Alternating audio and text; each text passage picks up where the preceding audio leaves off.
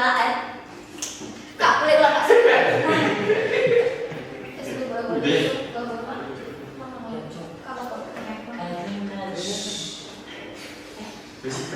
Ya. Halo semuanya, kembali lagi nih kita di Public Podcast Masalah-masalah publik. Oke, di episode kali ini kita masih membahas mengenai kebijakan publik nih. Sebelumnya bisa kali kita perkenalkan dulu kepada teman-teman ya kan. Di sini ada dua narasumber yang ganteng-ganteng banget yang udah siap banget akan membahas isu tertentu nih. Boleh perkenalan dari siapa dulu nih? Oke, perkenalkan nama saya Gary Pertama, saya dari Admin Publik Angkatan tahun 2023 kelas 3F. Dan saya juga nggak sendiri nih sama teman saya. Perkenalkan, saya Angga Pawan dari Administrasi Publik Angkatan 2023 di kelas 3F. Oke, sebelumnya nih kakak-kakak di sini tuh kita akan membahas mengenai isu apa sih Kak? Kita tuh bakal ngebahas perihal kebijakan pelatihan kerja. Nah, pelatihan kerja pengaruhnya sama tingkat pengangguran, terutama di Banten gitu. Emang bagaimana sih pengaruhnya antara program kerja dan pengangguran tersebut? Bisa dibilang karena kan pelatihan kerja itu salah satu tujuannya adalah untuk mengurangi tingkat pengangguran gitu ya yang ada di daerah tertentu. Tapi saya bisa lihat juga bahwa di Banten itu tingkat pengangguran itu masih tinggi banget, bahkan juara 1 gitu bisa dibilang di Banten itu sendiri. Oh, jadi di provinsi Banten itu pengangguran tuh paling tinggi gitu ya? Oke, jadi menurut kalian ini pengangguran ini termasuk masalah apa sih? Apakah masalah pribadi atau termasuk masalah publik nih? Sekaligus kan program kerja ini kan juga sebenarnya kan berfokus pada pembahasan kali ini gitu ya? Bagaimana? Ya jadi sebenarnya kalau pengangguran itu kan pribadi ya, pengangguran ya, bukan publik ke pengangguran, tapi gara-gara orang pribadinya terlalu banyak menumpuk sampai berjuta-juta orang, makanya jadi masalah publik. Karena kan pastinya berdampak banget ya antara masalah tingkat pengangguran tinggi, banyak orang-orang sampai jutaan orang yang pengangguran dengan stabilitas negara kita gitu. Ya, betul banget sih, karena kan karena adanya banyak orang yang nggak bekerja, nggak punya penghasilan gitu, tentu itu bakal berdampak pada stabilitas ekonomi suatu negara. Apalagi di Indonesia ini kita masih statusnya negara yang berkembang gitu, belum negara yang maju. Jadi itu bakal sangat berpengaruh banget dengan banyaknya tingkat pengangguran gitu yang ada di Indonesia ini dulu. Oke, jadi emang pengangguran di Indonesia itu emang separah itu ya Kak ya. Emang kelihatan sih ya, karena emang lapangan kerja ya yang belum banyak banget terbuka untuk masyarakat gitu. Nah, bagaimana sih pandangan kakak-kakak di sini? Karena kan kita lihat ya bahwa emang lapangan kerja itu emang masih belum rata gitu kan. Terus ada juga yang ada dagangan jualan baru gitu kan, atau usaha-usaha lah, inovasi. Itu seperti apa tuh pandangannya? Ya jadi sebenarnya kalau misalnya untuk lapangan pekerjaan itu emang kurang rata, tapi sebenarnya kita ini orang Indonesia nggak kekurangan inovasi gitu. Pasti kayak kan setiap tahun atau enggak, bukan setiap tahun ya, setiap bulan pasti ada aja dagangan-dagangan baru gitu kan. Kayak dulu misalnya beberapa tahun yang lalu kita nggak tahu ada yang namanya rujak jagung kristal, tapi sekarang di mana-mana ada, es teh di mana-mana, dari teh poci, teh apapun itu ada kan sekarang. Jadi sebenarnya tuh semua orang bisa untuk membuka usaha, tapi ya tadi masalahnya tadi ada nggak kemauan dari masyarakat sendiri gitu. Betul banget sih, karena kan inovasi tanpa adanya kayak kerja keras gitu dan tanpa ada dukungan dari pemerintah juga susah gitu ya untuk terus berkembang, apalagi untuk mengatasi pengangguran itu sendiri kayak gitu sih. Oke, jadi menurut kakak-kakak ini emang apa sih perbedaan antara lapangan pekerjaan terbuka dengan lapangan pekerjaan tertutup? Mungkin maksudnya pengangguran terbuka dan tertutup kali ya. Jadi misalkan kalau untuk pengangguran terbuka itu lebih ke orang yang emang sama sekali tidak memiliki pekerjaan gitu, jadi sama sekali tidak berpenghasilan kayak gitu. Tapi untuk pengangguran tertutup itu mereka itu bekerja tapi kurang dari 35 jam per minggunya. Jadi mereka hanya bekerja dari mungkin di bawah 35 jam gitu sih. Jadi itu bisa dibilang pengangguran tertutup. Kalau terbuka itu yang benar-benar sama sekali tidak berpenghasilan, tidak bekerja gitu. Ya jadi kalau misalnya menurut data BPS Agustus tahun 2023 kan menyatakan pengangguran terbuka di Indonesia itu mencapai 7,86 juta dan itu merupakan 5,32% dari angkatan kerja nasional. Maksudnya angkatan kerja itu orang-orang yang emang produktif gitu, produktif dan mereka bisa bekerja, tapi ya mereka tidak mendapatkan pekerjaan atau mereka belum mendapatkan pekerjaan gitu. Nah makanya ada perbedaan antara yang namanya pengangguran terbuka dan juga pengangguran tertutup. Nah bisa jadi kan kalau pengangguran tertutup ada orang-orang kerja tapi mereka sifatnya freelance. Oke, jadi menurut kakak di sini tuh sebenarnya tuh pengangguran terutama di provinsi Banten itu masih tergolong banyak, atau maksudnya dalam artian itu apakah emang dari pemerintahnya yang tidak menanggulanginya atau bagaimana? Ya, jadi untuk pengangguran di Banten tuh menjadi provinsi dengan tingkat pengangguran tertinggi ya, itu mencapai 7,52%. Ada warganya pengangguran, dan itu cukup tinggi banget gitu. Bahkan Jakarta yang lebih padat aja itu masih di bawah dari Banten. Jadi Banten tuh cukup banyak untuk penganggurannya. Nah, dari pemerintah tentunya pasti ada upaya ya. Upaya salah satunya ya tadi contoh pelatihan kerja yang secara langsung atau secara offline itu ada kantornya, ada tempatnya, ada wadahnya, itu Balai Besar Pelatihan Vokasi dan Produktivitas. Nah, sebenarnya balai besar ini tuh dulunya itu adalah Balai Latihan Kerja atau BLK. Jadi sebelum ini tuh ada, sebelum peraturan Menteri Ketenagakerjaan pada tahun 2020 ini mengubah yang namanya Balai Latihan Kerja jadi Balai Besar Pelatihan Vokasi dan Produktivitas. Itu kan namanya bukan dari pemerintah daerah. Kalau BLK kan bisa kita di Serang nih, ada BLK buat Serang, ada BLK buat Serang, atau Cilegon. Tapi kalau misalnya BBPP ini namanya bukan pemerintah daerah, tapi langsung pemerintah pusat yang tersebar emang tempat itu di daerah-daerah tertentu gitu. Oh gitu. Oke, sebenarnya itu kan tadi kan udah ada namanya pelatihan kerja nih. Nah, bagaimana sih partisipasi masyarakat mengenai adanya program pelatihan kerja tersebut? Mungkin kalau untuk BBPP ini juga mungkin masih dibilang masih kurang banget ya mungkin untuk peminatnya sendiri dari masyarakat gitu. Karena mungkin yang kita ketahui juga mungkin masyarakat masih enggan gitu untuk kayak kan ini BBPP masih secara offline gitu ya. Walaupun sebenarnya tugas dari BBPP itu untuk meningkatkan kompetensi dari instruktur maupun tenaga pelatihan kerja serta uji coba dari program-programnya gitu ya. Karena pada hasil akhirnya juga untuk mengurangi pengangguran dan juga meningkatkan kompetensi dari si sumber daya manusianya gitu. Namun kalau misalkan emang dinilai dari partisipasinya, mungkin bisa dibilang di Banten sendiri mungkin terutama itu masih bisa dibilang kurang gitu untuk partisipasinya. Mungkin karena juga kan pelatihan ini bukan hanya BBPP gitu ya, jadi masih ada juga pelatihan-pelatihan lain mungkin mereka pelatihan secara online juga bukannya kayak dari pemerintah, mungkin mereka nyari sendiri pelatihan, mungkin ikut pelatihan online yang disediakan oleh swasta, pihak swasta juga bisa aja gitu. Jadi mereka nggak terpaku kepada BBPP sendiri, jadi mungkin masih bisa dibilang kurang gitu untuk partisipasi.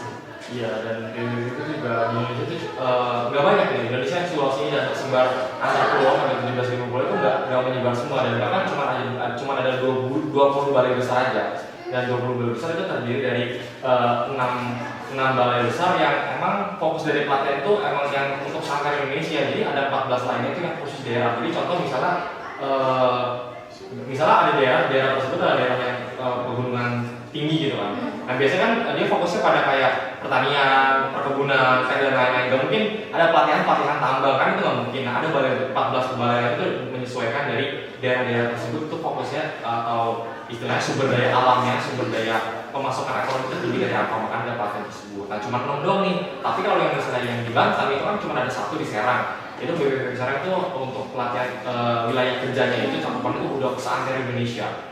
Gitu. Jadi udah tuh mau ada tambang, ada apa itu kira-kira? Kayak ada manufaktur, otomotif, bahkan sampai kayak tata boga, pariwisata, itu juga ada di BBPP ini gitu. Jadi mas program pelatihan itu sebenarnya banyak yang juga mengikuti sumber daya manusia gitu. Jadi kayak misalnya ada bidang ini, mungkin mereka tertarik di suatu bidang gitu. Jadi di pelatihan itu benar-benar banyak sih bisa dibilang ada otomotif kayak tadi, teknik kelas, teknik listrik. Jadi tinggal si sumber daya manusianya ini menyesuaikan gitu minat mereka itu di ikut pelatihan apa kayak gitu. Sebenarnya program itu banyak banget pelatihan yang diberikan oleh BBPP sih.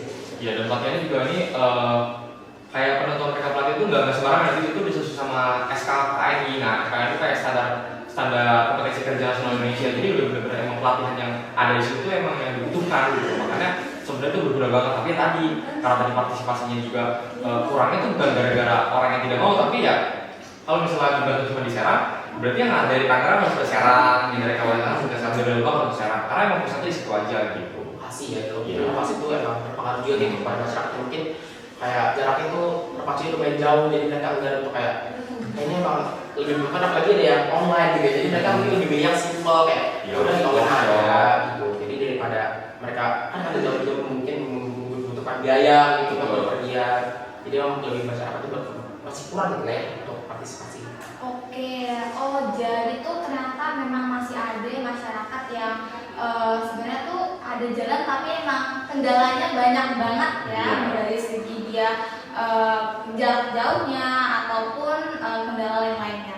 Oke, jadi saya tuh pernah mendengar ya dari salah satu teman saya yang pernah melakukan penelitian di BLK, katanya emang BLK kan Badan Latihan Kerja ya, ya.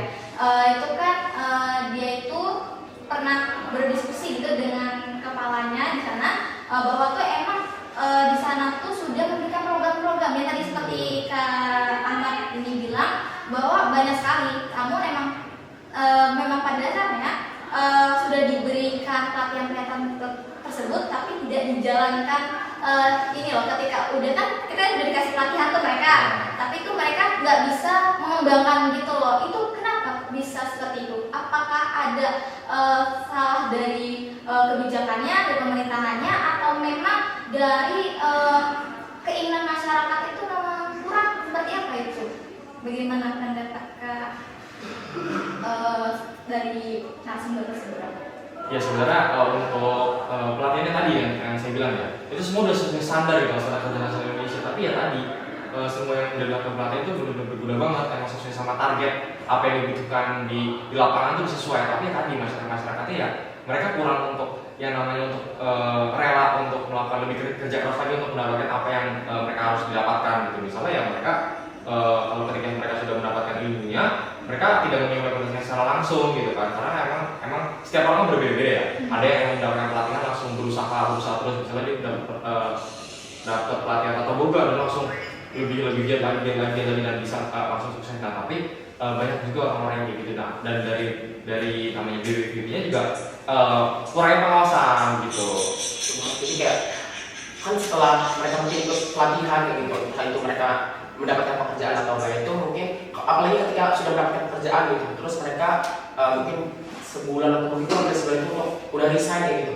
Nah, si BPP ini bisa dibilang kurang pengawasan gitu, jadi mereka tidak akan mencarikan lagi pekerjaan yang baru atau kayak gimana. Dan mungkin mereka kan bisa dibilang kan jadi pengangguran lagi gitu mereka yang telah resignnya itu. Jadi BPP juga kurang mengawasi gitu, jadi ketika mereka sudah resign atau kayak gimana, BPP pun bisa dibilang kayak nggak mengarahkan lagi mereka untuk mencari pekerjaan. Dan juga mungkin bisa dibilang kayak mereka tuh kalah saing gitu dengan masyarakat lain yang mungkin lulusannya udah sarjana lebih tinggi. Jadi kayak mereka mungkin ada rasa-rasa kayaknya emang kalah saing gitu dengan mereka yang mungkin ilmunya lebih tinggi gitu daripada mereka pelatihan-pelatihan yang telah diberikan kayak gitu sih. Iya, dan itu juga sebenarnya bisa yang namanya untuk mencatatkan dari BPP-nya, karena kan mereka bukan melakukan tanggung jawab, tapi tujuan utama dari mereka adalah adanya balai besar tersebut adalah untuk memberikan pelatihan, memberikan ilmu. Mereka sudah melakukan hal tersebut, bahkan sudah bisa mendapatkan pekerjaan, mereka sebelum pengangguran. Tapi ya tadi semua kedepannya tergantung dari orang yang tersebut, apakah dia bakal melanjutkan pekerjaan yang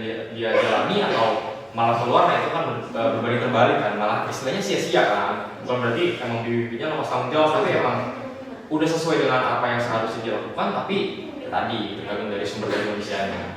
Oke, nah kalau misalnya dari program pelatihan kerja tadi itu ada nggak sih benefit yang dirasakan masyarakat gitu selain dari pelatihan-pelatihan tersebut?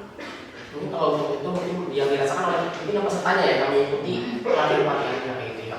Yang pastinya mereka meningkatkan skill yang mungkin mereka minati, skill-skill yang mereka udah punya gitu. Jadi mereka lebih bisa untuk mengembangkan skillnya gitu. Tapi balik lagi ke masing-masing sendiri. Bisa aja mereka cuma mengikuti tanpa benar-benar kayak mempelajari dengan lebih lanjut dan tanpa kayak benar-benar bisa sampai bisa dibilang ahli lah gitu ya. Jadi mereka yang cuma ikut-ikut mungkin bisa dibilang kayak itu kan mungkin biar mereka itu bisa mendapatkan sedikitnya manfaat lah gitu ya untuk mengikuti pelatihan ini. Tapi balik lagi jadi sebelumnya gitu ya, bagaimana mereka bisa memanfaatkan hal yang telah mereka dapatkan gitu.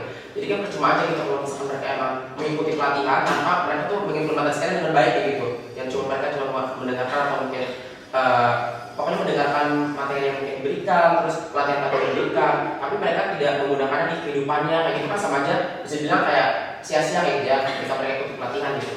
Ya karena sebenarnya akar dari BLK sendiri ya kan, sebelumnya kan dari BPP itu ke BLK kan. Nah sebenarnya akar dari BLK itu dibuat sendiri karena ya tadi tingkat pendidikan di Indonesia tuh masih tidak merata dan rendah gitu. Ada yang sampai jenjang universitas, tapi masih ada yang jenjang di bawahnya lagi. Nah makanya ada BLK itu kenapa diganti ke namanya vokasi, karena tadi itu kayak istilahnya mereka ini ya kayak kita upgrade dari misalnya SMA SMK ke kuliah. Nah itu sebenarnya itu bisa dibilang kuliahnya orang-orang yang udah tertinggal sebelumnya gitu kan, udah telat. Jadi ya harusnya lebih bisa untuk memanfaatkan belajar. Tapi tadi baik lagi kita juga kalau misalnya lagi kuliah dan untuk kedepannya kita nggak bisa memanfaatkan apa yang kita dapatkan di kuliah kan juga sama aja kan, nggak bakal berguna juga buat nantinya. Yes sih, betul juga.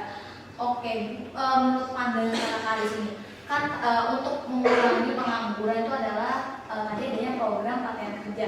Nah, menurut kakaknya di sini percayanya tuh berapa persen gitu bahwa program ini bisa menurunkan angka pengangguran gitu? Sebenarnya untuk hitungan persennya sih nggak bisa dikasih tahu pastinya ya, karena nggak bisa dikira-kira, karena sebenarnya semua kebijakan pasti kan hasilnya kan bagus gitu. Semua kebijakan pasti semuanya hasilnya yang terbaik, 100% bisa mengurangi tingkat pengangguran. Tapi dengan budaya kita, dengan kita yang emang maunya serba instan, itu udah budaya Indonesia banget. Itu tuh yang kayak masyarakat yang pengen terima jadi atau pengen nggak terlalu berlama-lama dengan proses. Nah hal-hal seperti itu tuh yang membuat kayak ini tuh nggak akan bisa berhasil gitu. Mungkin indeks keberhasilan mungkin masih di bawah 50%, kalau bisa diperkirakan itu baru di bawah 50%, karena tadi balik lagi ke masyarakat Indonesia yang berbeda dengan masyarakat luar mungkin, atau orang-orang yang kayak nggak semuanya berpikiran untuk ketika dia mendapatkan ilmu dia langsung realisasikan, dia langsung berusaha kerja keras. Dan ada juga yang kayak wah udah sia-sia nih, udah ini tapi nggak langsung dapat kerja, jadi akhirnya menyerah, kayak ngerasa ini sia-sia. Padahal hal tersebut tentunya berguna gitu kan, tergantung dari sumber daya manusianya aja gitu. Oke, kalau kita dari kebijakan lagi, ada nggak sih kak kebijakan lebih lanjutnya gitu mengenai kebijakan dari program ini?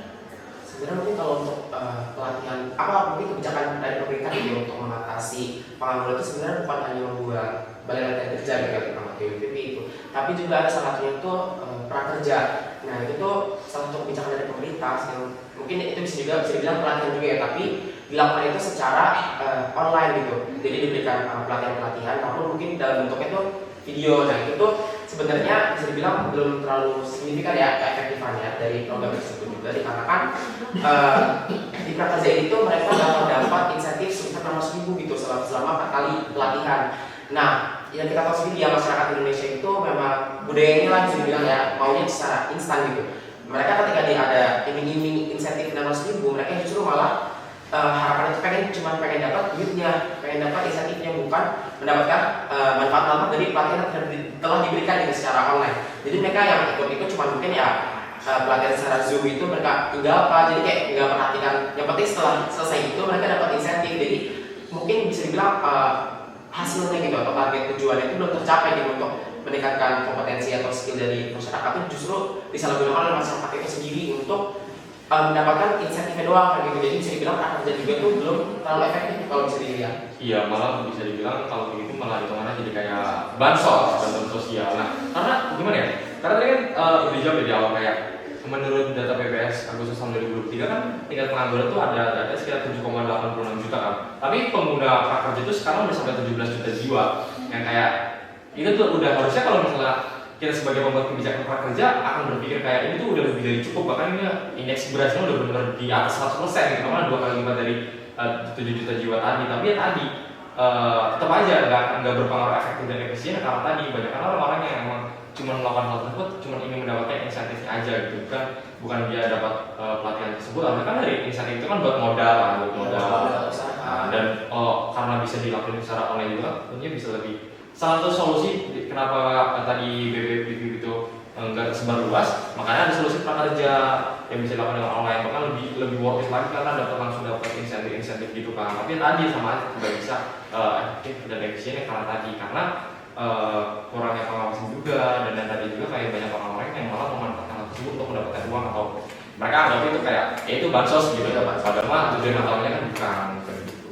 Oke, setelah kita melihat dari banyak banget masyarakat yang tidak bisa memanfaatkan secara baik gitu kan, ada nggak sih harapan kakak-kakaknya nih, karena kan program ini kan akan menjadi lebih baik gitu kan untuk masyarakat, biar lebih maju, biar lebih berkembang gitu kan ya, ada nggak sih harapan gitu atau atau solusi gitu dari permasalahan ini? Karena setelah saya dengar masalah ini kayak muter balik terus ya, nggak ada habis-habisnya kayak di lingkaran setan, Iya, betul. Karena gimana ya, kalau misalnya di Banten sendiri kan, di Banten sendiri itu kita bisa melihat ada 4 kota dan 4 kabupaten kan. Kita bisa melihat sendiri di mana yang pusat industri, di mana yang pusat masyarakat tinggal gitu. Ada Kota Tangerang, Kabupaten Tangerang pusat industri, Kota Cilegon pusat industri. Tapi kita bisa lihat sendiri Kabupaten Pandeglang, Kabupaten Lebak yang mereka tuh fokusnya adalah ya tadi mata utama pencarian mereka adalah petani, iya, betul, perkebunan, kayak gitu. Jadi mereka ini nggak sinkron gitu. Jadi ketika dalam 1 tahun itu kan terjadi musim kemarau, musim hujan. Nah, ketika musim kemarau itu tiba, tentunya yang dari wilayah-wilayah yang mengandalkan sektor pertanian itu kan mereka kurang kan, karena tadi tanaman-tanaman mereka tidak tumbuh subur gitu. Nah, maka dari itu penopang ekonomi dari Banten sendiri ya tadi cuma pusat industri aja gitu. Dan kalau misalnya kita tahu 10 tahun terakhir atau 15 tahun terakhir, 20 tahun terakhir itu Tangsel itu bukan terlihat seperti yang sekarang ya, malah lebih ke industri. Nah, ternyata pengaruh dari Kota Tangerang Selatan yang dibuat menjadi kawasan yang lebih elit sampai saat ini tuh ada pengaruhnya, karena salah satunya tuh PT Sandritex itu dia merelokasi tempatnya, tempat pabriknya itu direlokasi karena tadi wilayah Tangerang Selatan tuh udah emang difokuskan untuk menjadi kayak wilayah Tangerang, kayak fokusnya perkotaan dan lagi industri-industrian. Makanya mulai dari saat itu mulai banyak banget tingkat pengangguran seperti kenapa? Karena ya pastinya orang-orang yang punya rumah di situ kan pabriknya pindah harus pindah juga dong harusnya. Kalau misalnya mereka pengen usahakan itu kalau bisa aja. Tapi kalau misalnya nggak bisa, ya mereka harus mundur dari pekerjaannya gitu. Dan emang untuk solusi dan harapannya tentunya pengawasan ya. Betul, karena dan juga mungkin harapannya untuk masyarakatnya sih ya bisa lebih kayak sadar gitu bahwa sebenarnya pelatihan itu banyak gitu yang diberikan oleh pemerintah. Gimana aja mereka tuh bisa memanfaatkan dengan baik gitu. Yang kita tahu juga industri itu kan banyak juga mengambil pekerja-pekerja itu dari pekerja asing kayak gitu. Yang dimana itu kan bisa jadi ancaman gitu, bisa dibilang ancaman untuk masyarakat lokalnya gitu. Dimana mereka bisa bersaing gitu dengan masyarakat asing ini. Jadi kayak bisa dibilang kalah saing lah mungkin ya untuk masyarakat lokalnya. Jadi kesadaran dari masyarakat juga diperlukan banget sih untuk mereka untuk bisa memulai pengangguran sendiri gitu. Mereka harus sadar bahwa mereka tuh harus kerja, mereka harus ikuti pelatihan. Setidaknya kalau mereka misalkan memang mereka terkendala dari ekonomi untuk melakukan penjenjang selanjutnya gitu ya. Misalnya mereka ikut pelatihan kayak gini yang diberikan oleh pemerintah, banyak banget pelatihannya. Dan juga gimana mereka itu bisa memanfaatkan gitu ya telah mereka ambil itu pelatihan-pelatihannya, jadi supaya mereka tuh bisa bilang berhasil gitu ya untuk bersaing sama masyarakat lain dan juga pihak-pihak asing gitu sih. betul, karena ya tadi masyarakat selalu mendemo gitu ke pemerintah tentang mesti orang yang melakukan pekerjaan gitu, tapi masyarakat nggak pernah merasakan hal gimana bayangkan aja di 600.000 kalau misalnya dikali 17 juta itu mungkin udah berapa tuh? Itu udah bisa sampai triliunan mungkin udah nyampe gitu kan. Itu berarti kan ada anggaran yang istilahnya sia-sia gitu kan, karena yang tadi diberikan balai latihan kerja yang udah upgrade, udah di pemerintahan, udah naungan pemerintahan pusat dengan standar kerja nasional Indonesia, udah bagus ilmunya, di upgrade lagi biar dapat modal setiap orang yang punya keparangan kerja. Tapi tetap aja itu nggak akan berpengaruh karena tadi dari masyarakat itu harus berubah, harus adanya pengawasan harus lebih ketat lagi ya, dan pemerintah juga harus lebih tegas karena mau nggak mau meskipun kita berlandaskan hak asasi manusia, tapi tetap kita harus pemerintah harus lebih tegas akan hal ini, karena kalau mungkin gini terus untuk kedepannya kita akan negara berkembang terus ya, Negara maju. iya negara maju kan, Lama. negara maju kalau kita di kategori negara maju ya kita udah nggak memikirkan akan hal tersebut, kesenjangan dan kemiskinan itu bakal lebih rendah gitu dibandingkan yang lain-lain. Itu kan sampai saat ini pengangguran juga mempengaruhi kemiskinan, stabilitas ekonomi, stabilitas negara itu berdampak banget itu. Ya tadi ini dari terus kami harus ada pengawasan dan ketegasan dari pemerintah. Oke, keren banget sih kata-katanya hari ini, sumpah. Ini emang ya guys, isu tentang pengangguran itu emang gak ada habisnya, karena emang harus dari diri kita sendiri yang harus mencari peluang-peluangnya tersendiri gitu teman-teman. Nah, karena emang udah durasi nih kakak-kakak, mohon maaf banget, tapi sumpah ini asik banget asli. Dan saya mau tutup aja apa ya? Boleh. Apa ada jargon-jargon lagi? Gak ada. Oh, gak ada, oke. Iya. Oke, sampai di sini dulu teman-teman tentang masalah pengangguran dari kebijakan publik. Oke, dadah. See you. Terima kasih.